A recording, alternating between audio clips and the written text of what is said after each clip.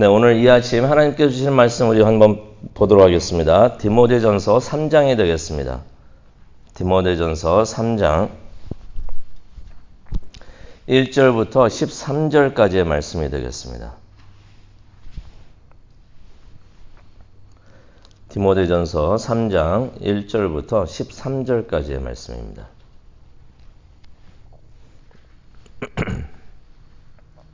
네, 다시 하셨으면 우리 한 목소리로 읽도록 하겠습니다. 미쁘다 이 말이여 곧 사람이 감독의 직분을 얻으려 함은 선한 일을 사모하는 것이라 함이로다.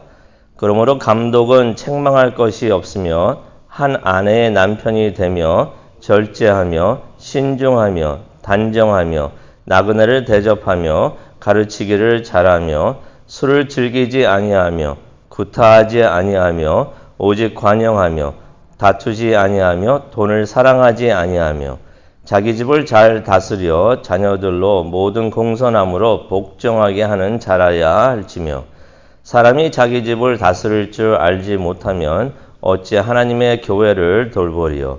새로 입교한 자도 말지니 교만하여져서 마귀를 정죄하는 그 정죄에 빠질까 하며 또한 외인에게서도 선한 증거를 얻은 자라야 할지니 비방과 마귀의 올무에 빠질까 염려하라. 이와 같이 집사들도 정중하고 일구이연하지 아니하고 술에 임박히지 아니하고 더러운 일을 탐하지 아니하고 깨끗한 양심의 믿음의 비밀을 가진 자라야 할지니 이에 이 사람들을 먼저 시험하여 보고 그 후에 책망할 것이 없으면 집사의 직분을 맡게 할 것이요 여자들도 이와 같이 정숙하고 모함하지 아니하며 절제하며 모든 일에 충성된 자라야 할지니라.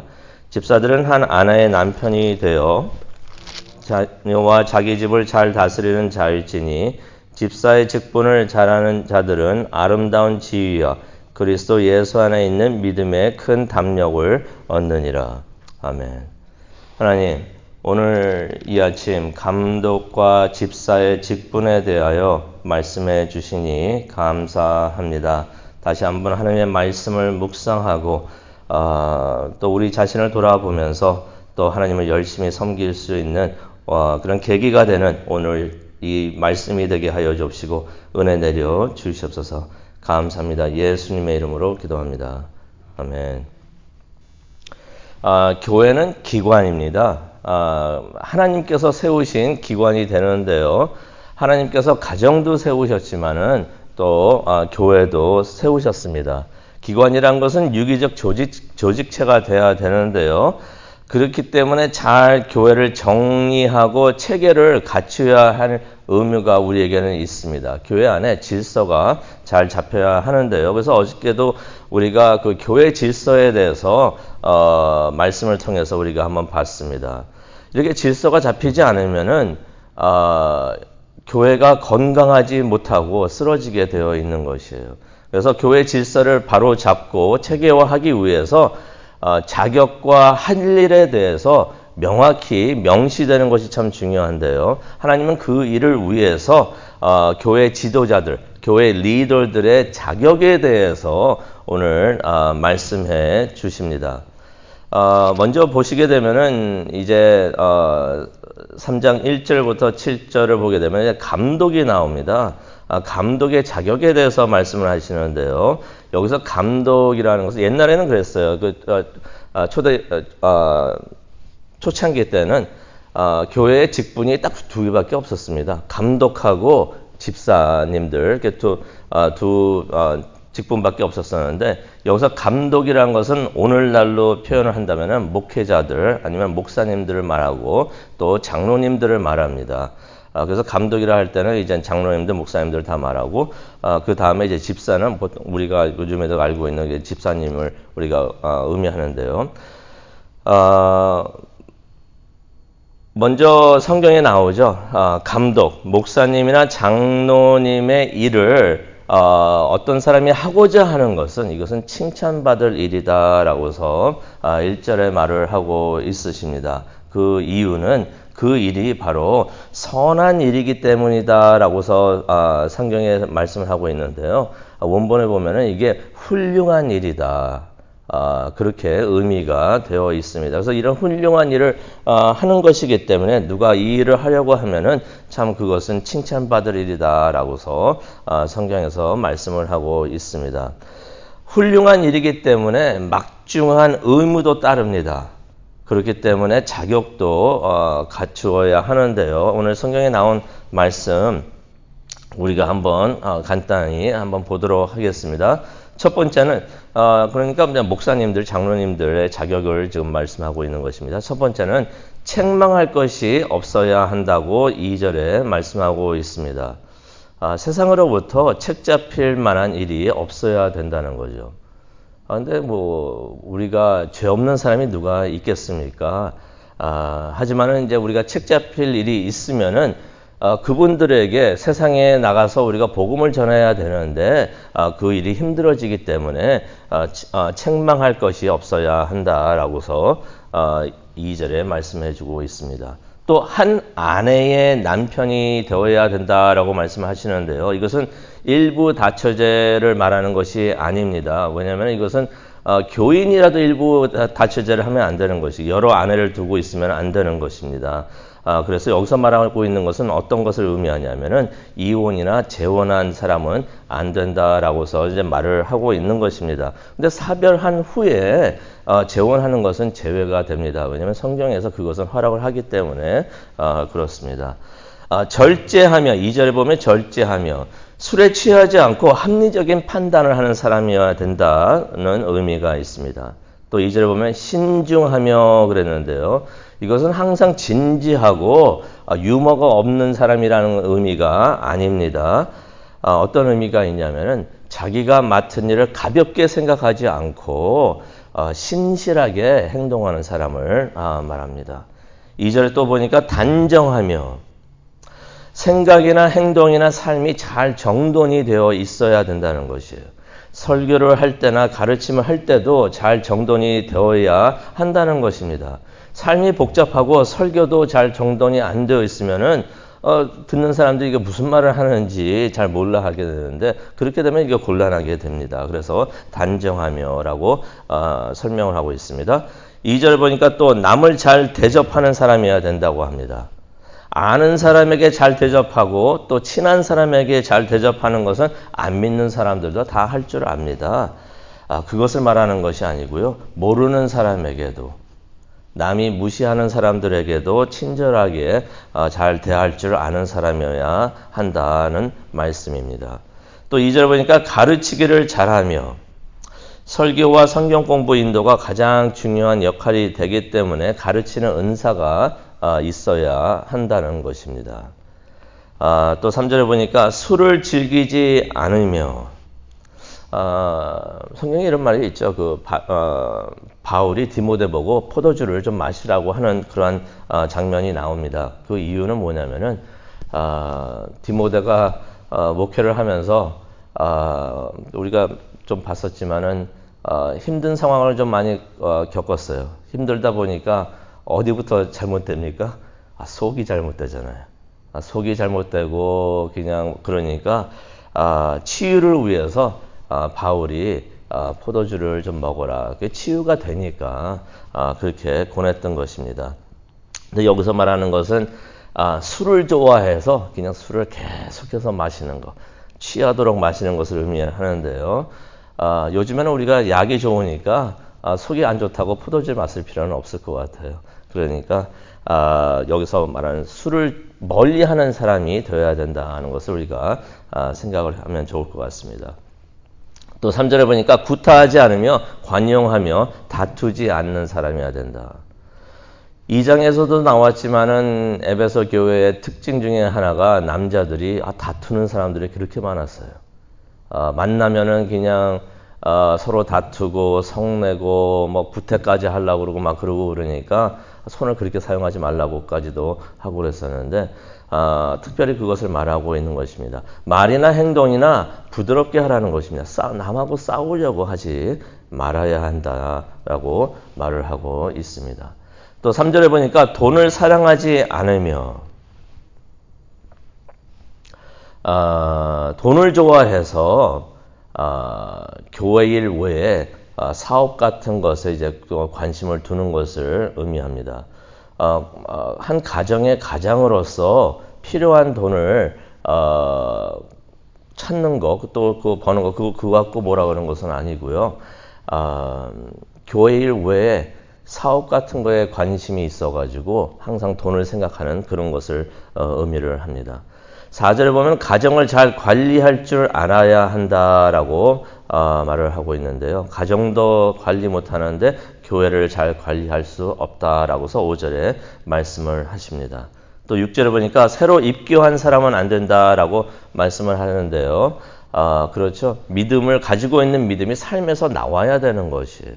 그렇게 나오는 사람이 목사님도 되고 또 장로님이 되어야 한다는 것입니다. 믿음대로 신앙대로 살지 못하는데 목사님이 되고 장로님이 되면은 문제가 많이 있겠죠. 7절에 보니까 사회에서도 좋은 평가를 받는 사람이어야 한다라고서 말씀을 하십니다. 그런 사람들에게 복음을 전해야 되는데 그런 사람들에게조차 안 좋은 평가를 받는 사람이면은 복음을 제대로 전할 수가 없겠죠. 그래서 그렇게 말씀을 하십니다. 그리고 8절부터 13절에 보게 되면은 이제 집사님들의 자격에 대해서 말씀을 하고 계십니다. 우리 다 잠시 또 한번 보도록 하겠는데요. 첫 번째는 정중하고라고 말을 하고 있어요. 8절에 보니까 정중하고. 이게 어떤 의미가 있냐면요. 존경할 만한 사람이어야 된다는 것이에요. 또 8절에 보니까 일구이연하지 않고 이 사람에게 가서는 이 말하고 저 사람에게 가서는 다른 말을 하면서 소문을 퍼뜨리고 험담하지 않는 사람이어야 한다라고서 성경은 말씀을 하고 있습니다. 또 8절에 보니까 술에 중독되지 않은 아까도 나온 내용이 되겠습니다. 술을 좋아하지 않은 사람이어야 한다라고 말씀을 하고 계시는 것입니다. 또 8절에 보니까 부당한 이익을 탐내지 말아야 된다. 불법으로 이익을 얻는 것을 말을 합니다. 남이 모르니까 남들도 다 아니까 이거 해도 괜찮아 라고 생각하는 것이 아니라는 것이에요. 불법이라면 그 일을 통해서 이익을 보는 일을 하지 말아야 한다는 것입니다. 남들은 몰라도 남들은 다 해도 하나님이 보고 계시기 때문에 부당한 이익을 탐내면 안 되는 것이에요. 9절에 보니까 깨끗한 양심의 믿음의 비밀을 가진 자, 올바른 신앙을 가진 자라는 의미가 있습니다. 또 10절에 보니까 시험해 보고 책망할 것이 없는 자를 집사로서 뽑아야 된다라고 말씀을 하시는 것입니다. 이제 검증된 사람을 뽑으라는 이야기가 되겠죠. 어떤 교회는 그런 교회들이 있어요. 어떤 이유에서든지 직분을 먼저 줘가지고 섬기게 합니다.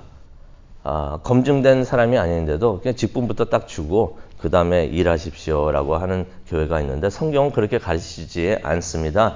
먼저 섬기는 것을 보고 그 사람이 말씀대로 살고 있는지 신앙대로 살고 있는지 또 잘 섬기고 있는지 그것을 보고 그 다음에 검증이 되면은 직분을 맡겨라 라고서 10절에 말씀을 하고 있습니다. 11절 보니까 여자들도 정숙하고 모함하지 않고 절제하며 모든 일에 충성된 자가 되어야 된다라고 말씀하고 있으신데요. 여기서 여자라는 것은 그 집사님들의 아내를 말하고 있습니다. 그러니까 가정 자체가 경건해야 된다라고 말씀을 해 주시는 것입니다. 또 12절 보니까 한 아내의 남편, 자기 집을 잘 다스리는 사람이 되어야 한다라고 말씀을 하고 있습니다. 가정을 잘 관리할 수 있어야지 교회도 잘 섬길 수가 있다는 말씀이 되겠습니다. 이 말씀을 이렇게 보게 되면은 그 생각을 할 수가 있어요. 집사님들의 자격, 뭐 이렇게 까다롭고 이런가라고 우리가 느낄 수도 있고 생각할 수가 있는데 이 모든 것이 집사로서의 역할을 잘 할 수 있게 하기 위해서 하나님께서 이렇게 자세하게 설명을 하고 있으신 것입니다. 근데 13절을 보니까 이런 말씀이 있어요. 우리가 맡은 역할을 잘 해야지 복을 받습니다. 13절을 보니까 집사의 직분을 잘 하면은 다른 사람부터 좋은 인정을 받고 믿음의 큰 확신을 얻게 된다. 그렇게 만들어 주신다. 하나님께서 그렇게 복을 주시고 그것이 그렇게 섬기는 사람들에게 상금이 될 것이다 라고서 13절에 말씀을 해 주시는 것입니다. 집사는 명예가 아닙니다. 아니면은 교회 들어가서 그냥 평신도로 있다가 승진해서 얻는 것이 집사의 그러한 직함이 성경에서는 아니라고 말씀을 해 주시는 것이에요. 집사는 역할을 말합니다. 직함이 아니라 역할을 말하고 있는 것이에요. 성경에서는 집사라고 어떻게 정의를 내리냐면 교회를 섬기는 사람이라고 의미를 두고 있습니다. 그 원본에서도 보면은 집사가 어떠한 의미가 있냐면 섬기는 사람이라는 의미가 있는 것입니다. 그래서 집사가 됐기 때문에 좀 어떠한 위에 올라가서 무슨 그런 타이틀을 갖고 있는 것이 아니라 또 장로님들도 그렇습니다. 목사님들도 그렇습니다. 어떠한 직함이 아니라 하나님의 교회를 섬기는 사람의 역할을 하는 사람이다라는 의미가 있는데 고린도전서 4장 2절에 보면은 이런 일을 맡은 자의 할 일은 충성이다라고서 말씀해 주십니다. 하나님께서 이런 일을 맡겨 주시면은 그 맡은 일에 충성하라는 하나님의 뜻도 있습니다. 맡은 일에 열심을 다하여서 하나님으로부터 충성하다라는 그러한 칭찬을 받는 우리 모두가 되기를 간절히 축원합니다. 우리 다 함께 기도하도록 하겠습니다. 사랑과 은혜에 충만하신 하나님 아버지, 주님 오늘 감사드립니다. 우리가 하나님의 일을 하면서 하나님을 섬기고 있고 교회를 섬기고 있는데 다시 한번 내가 무슨 일을 해야 되고 어떻게 교회를 섬겨야 하는지 다시 한번 우리에게 상기시켜 주시니 정말로 감사합니다. 섬기고 봉사하는 것이 우리의 직분이고 역할인 것을 다시 한번 깨닫고 하나님께서 우리 각자에게 맡겨주신 일에 충성할 수 있는 우리 모두가 될 수 있도록 하나님 은혜 내려 주시옵소서. 그것을 위해서 다시 한번 기도하는 시간을 가지려고 합니다. 하나님 우리와 함께 하여 주시고 우리의 손을 잡아주시고 다시 한번 충성할 수 있도록 하나님 격려해 주시고 이끌어 주시옵소서. 감사합니다. 예수님의 이름으로 기도합니다. 아멘.